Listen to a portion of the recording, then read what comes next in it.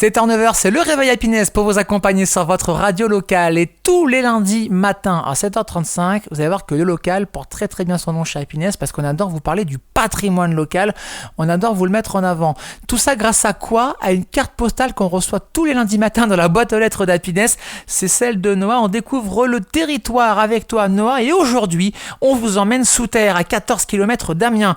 Un lieu unique, creusé, qui a traversé les siècles et les guerres, la cité souterraine de Naour. Véritable labyrinthe, elle a servi de refuge à des générations entières d'habitants. Noah, tu nous racontes ce matin son histoire. Oui, enfin en tout cas, je vais essayer de vous raconter en moins de 2 minutes l'histoire et ce qu'on peut y faire aujourd'hui de cette cité souterraine de Naour. Alors, pour commencer, on va situer. Ce sont près de 28 galeries et environ 300 pièces aménagées jusqu'à 33 mètres sous terre.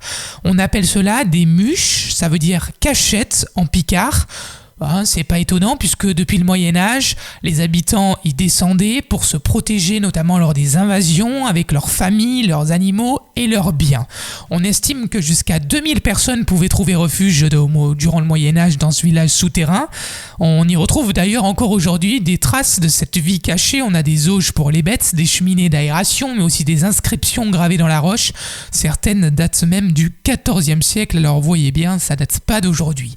Oubliées pendant longtemps, ces galeries vont être redécouvertes en 1887 par l'abbé d'Anicourt.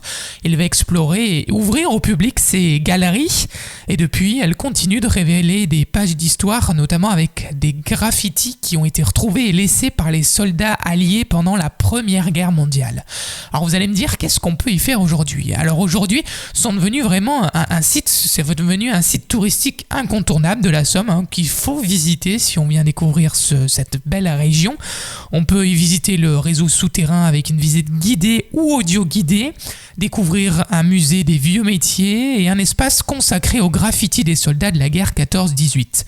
Mais le site ne s'arrête pas qu'aux galeries. En surface, aujourd'hui, le domaine s'étend sur plus de 10 hectares, un parc boisé vraiment magnifique. Il y a même un mini-golf, des aires de jeu pour les enfants, des animaux de la ferme et même un parcours acrobranche accessible dès l'âge de 5 ans. Voilà de quoi compléter votre visite avec un petit moment ludique pour les enfants.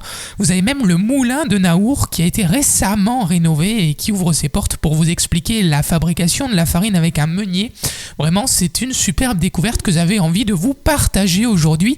J'espère que ça vous a plu. Si vous, pareil, vous avez vos petits coups de cœur et que vous avez envie que ça passe à la radio, que j'évoque ces petits coups de cœur, n'hésitez pas à m'écrire noah.bedos@happiness.fr ou sur les réseaux sociaux noah.happiness, notamment sur Instagram. Je reprendrai vos idées, essaierai de creuser un peu l'histoire et vous pourrez peut-être entendre votre lieu favori à l'antenne.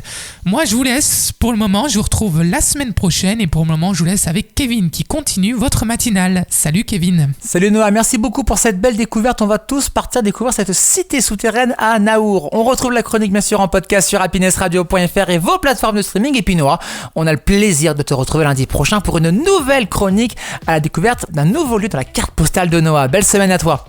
Dans moins de 5 minutes sur Happiness, quoi de neuf l'agenda ? Que faire au plus proche de chez vous, dans l'Oise, à Amiens ? De beaux rendez-vous à ne pas louper ces prochains jours. On vous en reparle juste après la playlist qui reprend pour vous mettre de bonne humeur. Ce matin, vos souvenirs années 2000-2010, les hits du moment, c'est maintenant.